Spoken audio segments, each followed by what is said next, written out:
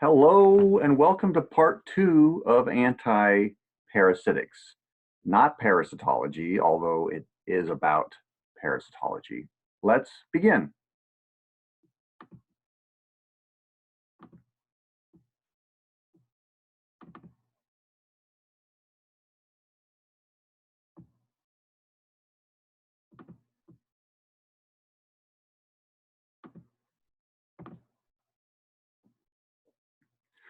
All right, so let's enjoy some tapeworm cartoons. There's not a lot of great nematode cartoons, but there's some really awesome um, uh, cestode cartoons. So in part 2, we will be looking at, among other things, the basic life cycles and diseases caused by cestodes, also known as tapeworms, or trematodes. We're not going to say too much actually about trematodes, but we will want to learn about protozoa.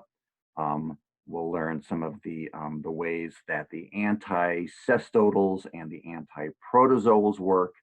Again, we're not going to say anything um, about drugs that treat trematodes.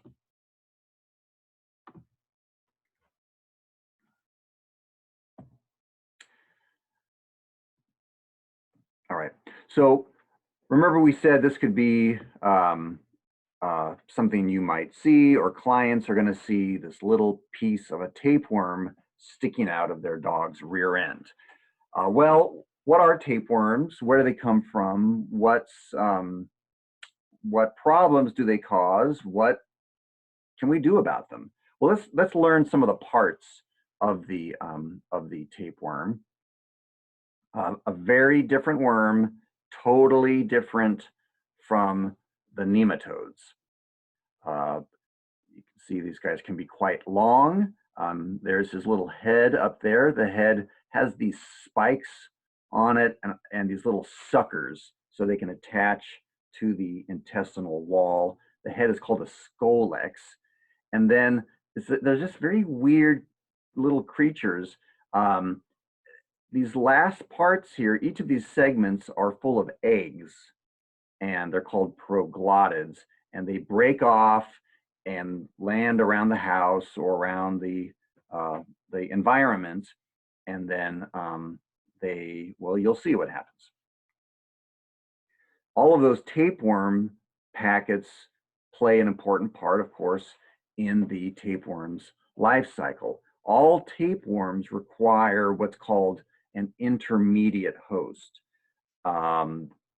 A adult tapeworm or a larva does not just hatch out of those egg packets. No, something has to eat the egg packet.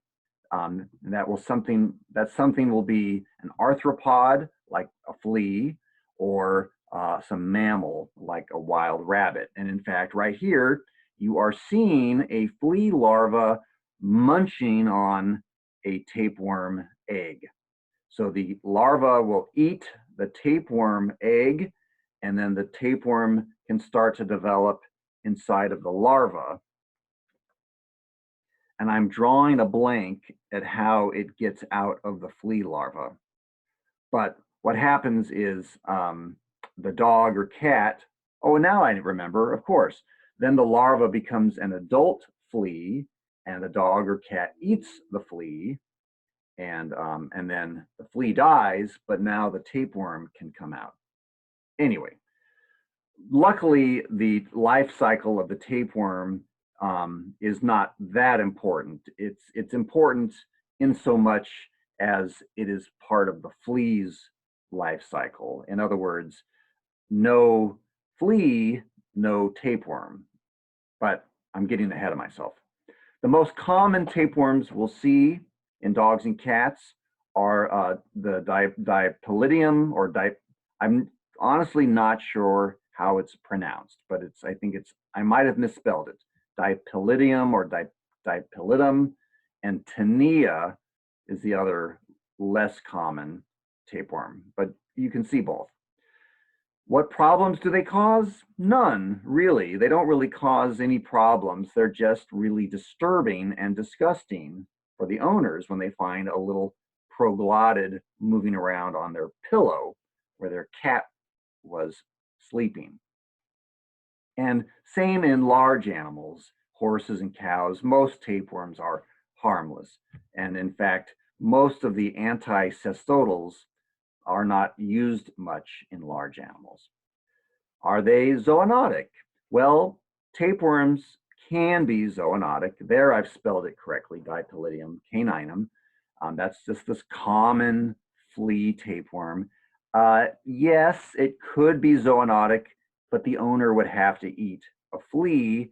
Most humans who have this tapeworm, they never know it. It doesn't cause problems, maybe some diarrhea or anal pruritus, but otherwise, it's not a major problem. There is one cestode that has extreme zoonotic potential. That is known as Echinococcus granulosus. It's very rare.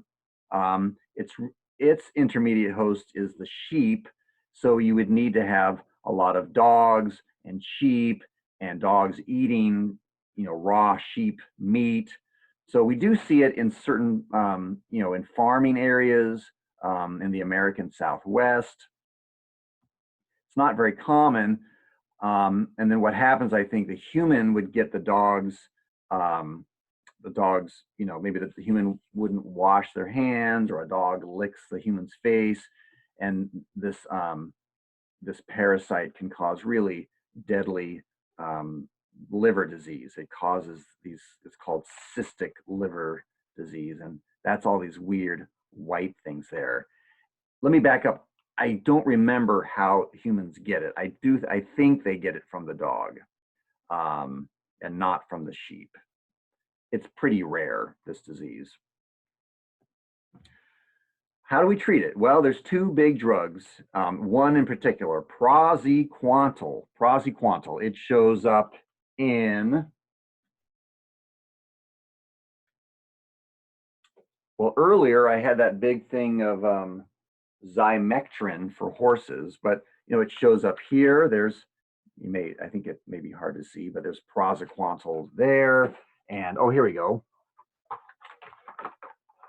Again, it's probably backwards, but again, there's praziquantel combined with this ivermectin.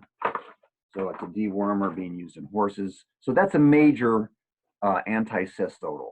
It paralyzes these tapeworms. It affects the flow of calcium in their body.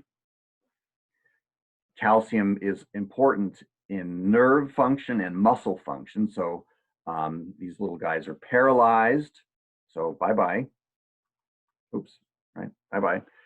They're paralyzed, and plus their skin gets compromised, and then that allows the dog's digestive system to digest the worm. So, and so you will not see any dead worms, any dead tapeworms with this medicine. So if the owner says it didn't work, well, it did work. They just got digested. So again, praziquantel is the big one. We see it in drugs like Droncit. Here's Drontal, where it's combined with Pyrantel that you just learned about.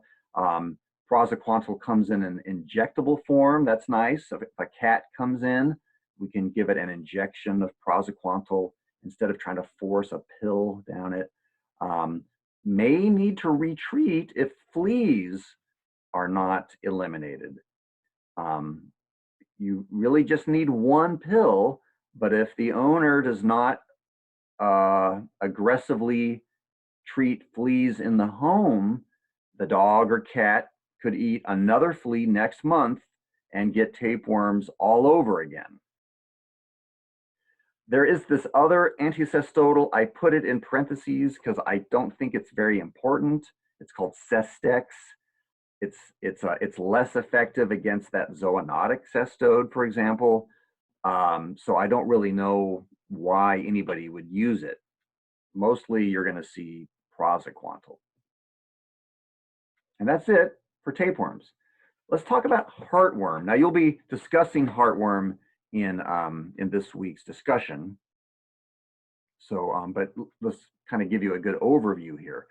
It's caused by a nematode called Dirofilaria immitis. And treatment of heartworm disease is more complex, and that's why we're going to discuss it separately. Heartworm itself is found around the world. It's found in all 50 of the U.S. States of the U.S. We call those first stage larvae microfilaria, and they get transmitted by mosquitoes, transmitted from a dog that has heartworm to a new victim. Once these worms are in the mosquito, they start to develop into second stage and third stage larvae. Then the mosquito bites another dog, and now that dog has third stage larvae.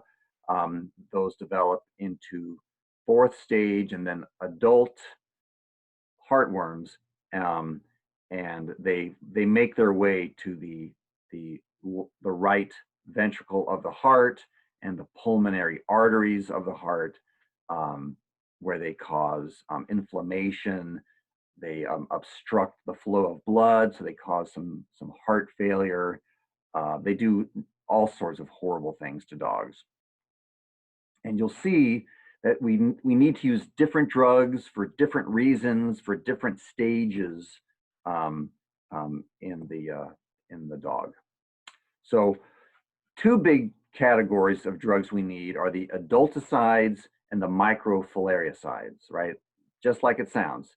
The adulticides kill the adults, and the microfilariacides kill the baby worms. The only adulticide that we use is called melarsamine. Its trade name is imiticide. It is arsenic. Arsenic, a kind of poison you may have heard of. This is such a low dose. This is a pharmacologic dose of arsenic that it's not going to harm the dog. It's not going to poison the dog. It will poison these adult heartworms.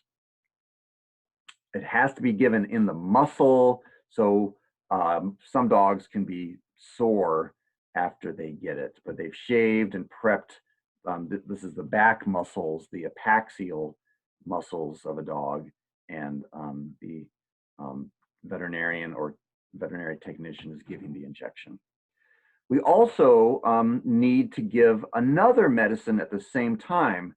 It's going to be an antibiotic in the tetracycline family, and it could be doxycycline or minocycline. The subtitles are not working. We give this antibiotic not to kill heartworm adults, but to weaken them. We weaken them because there's this weird little bacteria. If I say the name, the subtitles are going to get it wrong, but it's pronounced Wolbachia. Wolbachia. It looks like it's Wolbachia, but it's actually pronounced Wolbachia. This little bacteria lives inside the heartworm. So I've tried to draw a heartworm here, and this is supposed to represent Wolbachia inside right there. I believe in this week's discussion, some of you will be learning and telling the rest of us about how Wolbachia helps heartworm. But there's just this evil relationship. It's really strange what Wolbachia helps heartworms do. But if we can kill Wolbachia with tetracyclines, it will take away this little friend from the heartworms. It will weaken the heartworms, and it will then allow the arsenic to kill the heartworm. So that's why we use the melarsamine and a tetracycline. So cats also get heartworm. It's a very different problem in cats.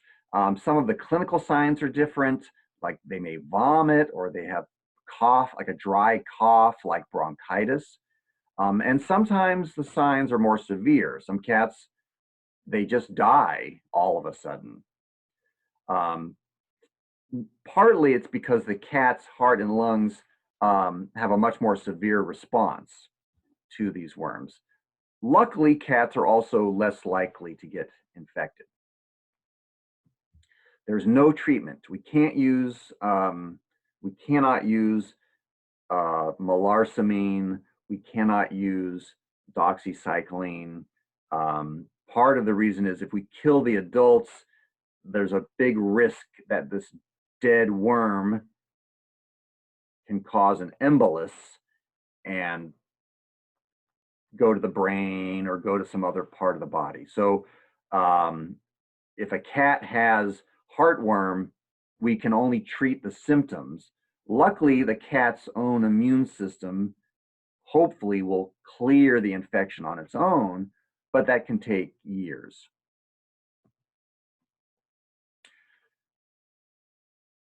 So let's talk a little more about the adulticides and about some of the concerns when we are killing these giant adult heartworms. The worst part of heartworm disease is cage rest. As we're killing these big worms, these dogs cannot be allowed to run around. Owners have to stick them in a small confined area. It's like the doctor or nurse telling you to get in bed and stay there. So it's kind of a miserable, boring existence. Sounds kind of familiar, doesn't it? Okay. Anyway, so that's part of the treatment. To help with inflammation, we'll often use glucocorticoids to reduce inflammation.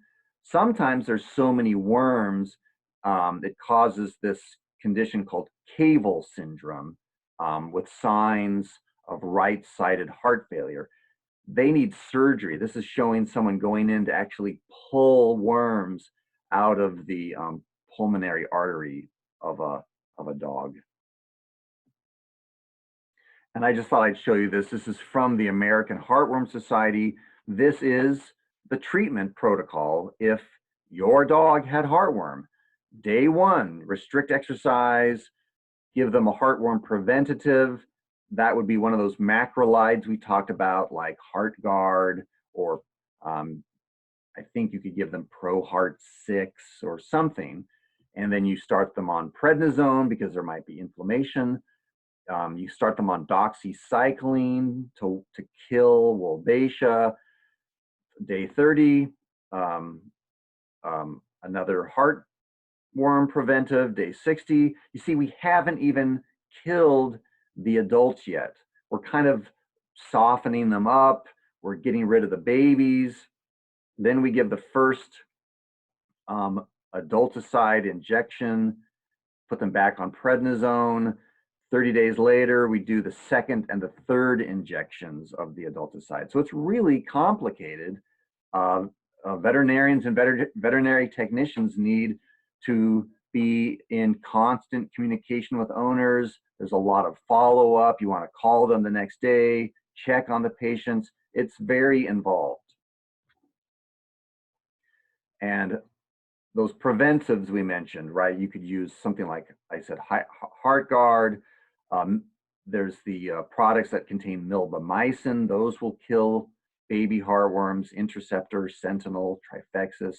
They could use Advantage Multi. That's got moxidectin. And then there's ProHeart. So these are all different monthly preventives that we mentioned right here, right? These are all examples of that. That's it for heartworm. Now we're going to talk about protozoa.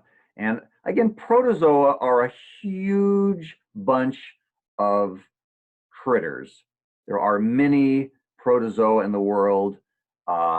if you went to a puddle and took some water, you would see them. These are all protozoa swimming around here, right? Big ones, little ones, right?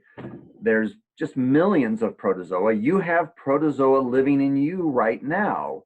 Most are not harmful. They are one-celled organisms. So these are not worms. We are talking about very, very small organisms. They're bigger than bacteria, but they're still very small, one-celled organisms. And as we mentioned, some are parasites. There's many different kinds. Some have little hairs, some have long hairs. These names are just the names of types of protozoa. So in particular, what disease or clinical signs do these protozoa cause? So there's coccidia, there's giardia, there's it's sarcocystis. The full name is Sarcocystis neurona, and then there's toxoplasma. These are the four most common protozoa that we encounter. So let's talk about coccidia first. This is a gastrointestinal protozoa. So again, the animal has to eat it somehow. Coccidia are found everywhere. They're found in all animals.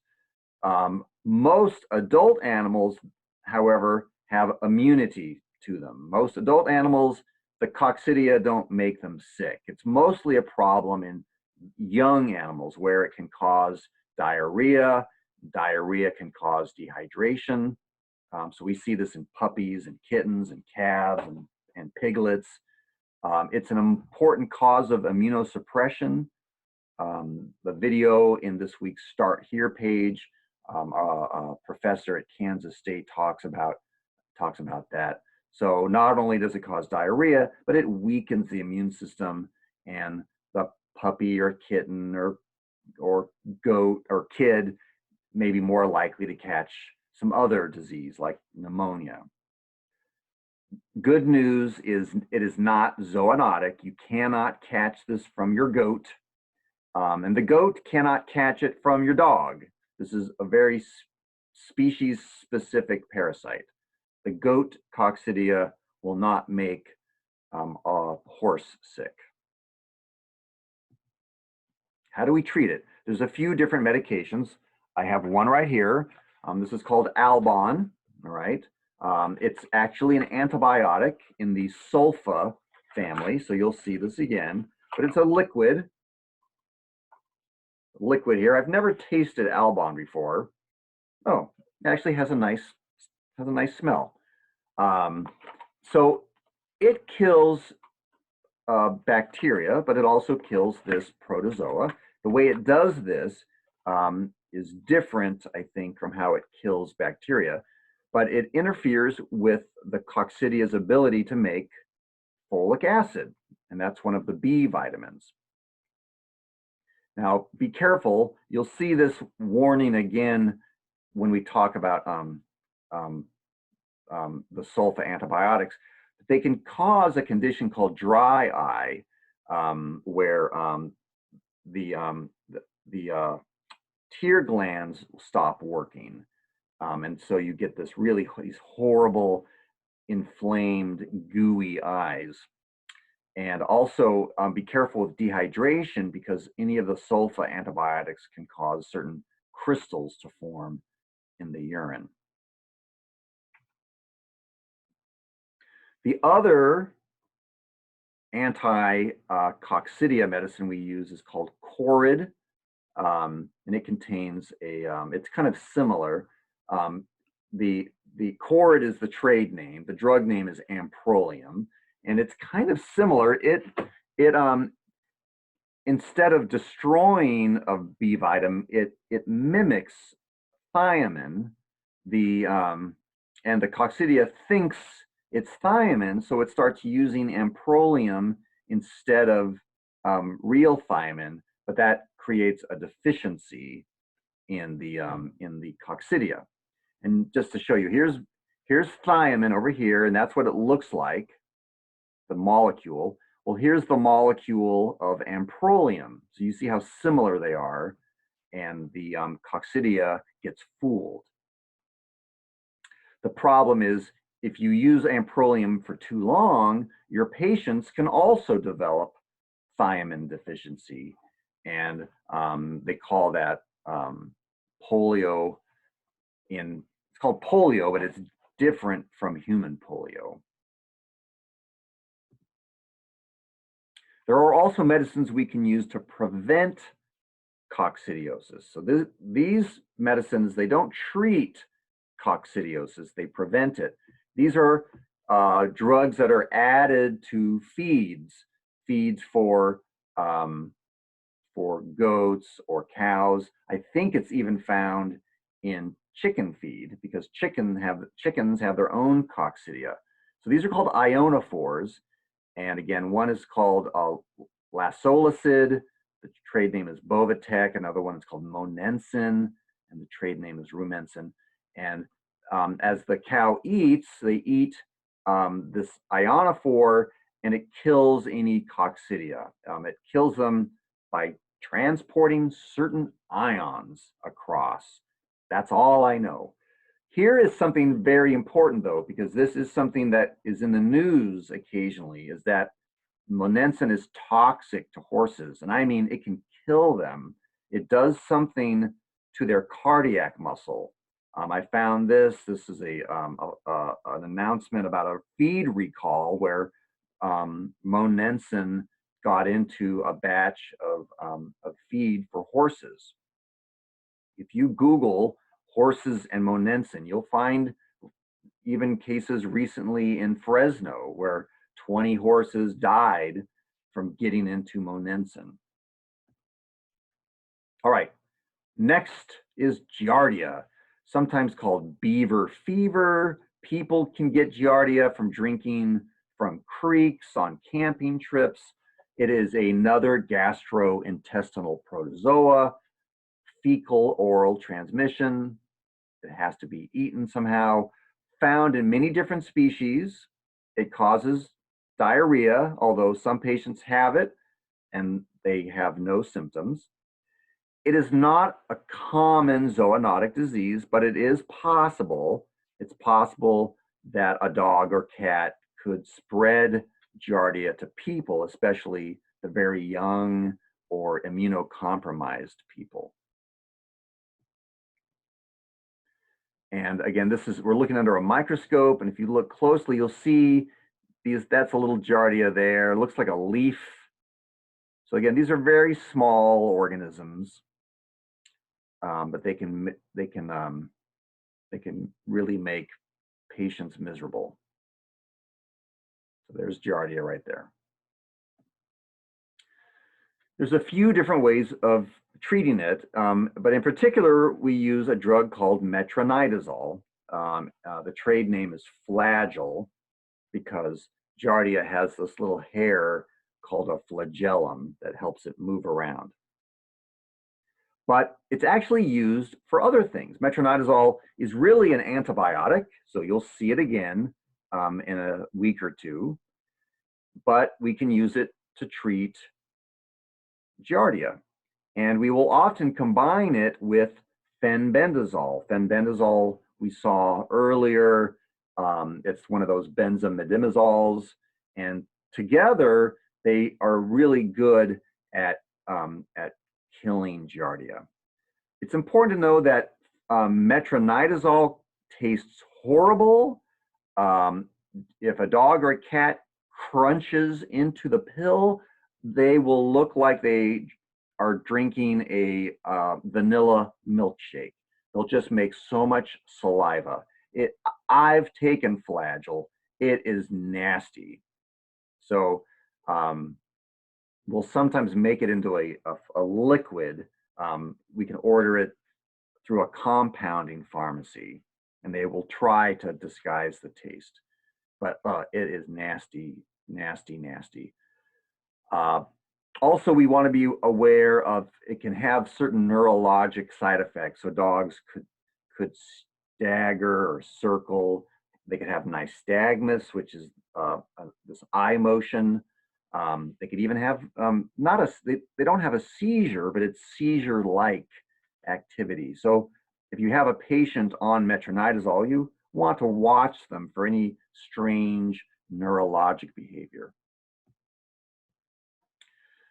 And then our next protozoa is called Toxoplasma. This is not a gastrointestinal protozoa, but a central nervous system protozoa. The full name is Toxoplasma gondii, and this is the one you've heard of when they say pregnant women should not handle cat litter.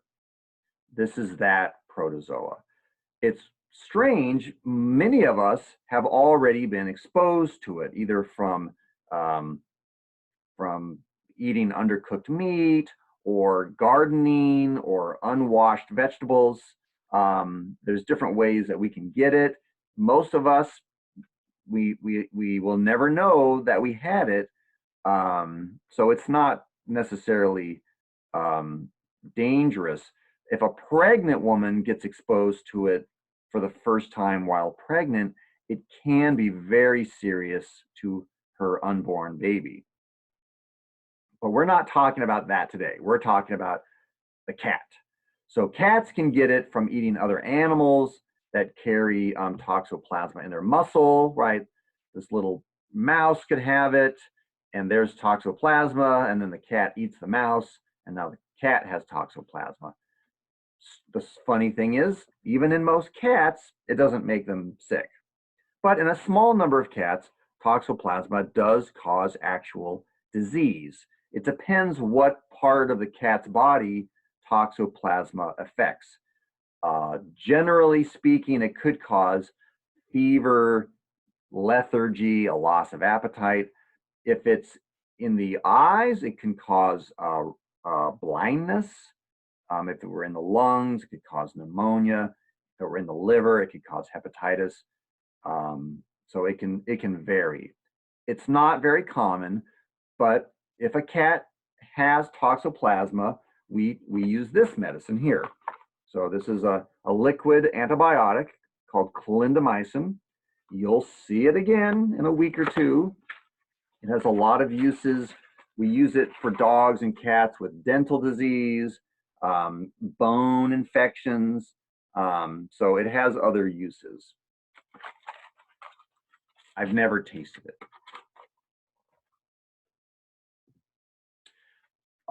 Then our final protozoa, again, is one that affects the brain. It causes a disease called equine protozoal myeloencephalitis. So again, it's causing inflammation of the spinal cord and brain. The full name of this particular protozoa is Sarcocystis neurona, and it's uses the opossum or possum, if you prefer, as its definitive host. It's shed in the feces of the possum.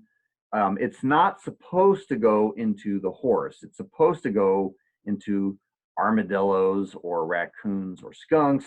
That's the normal life cycle. If it ends up in a horse, the horse is another dead end host.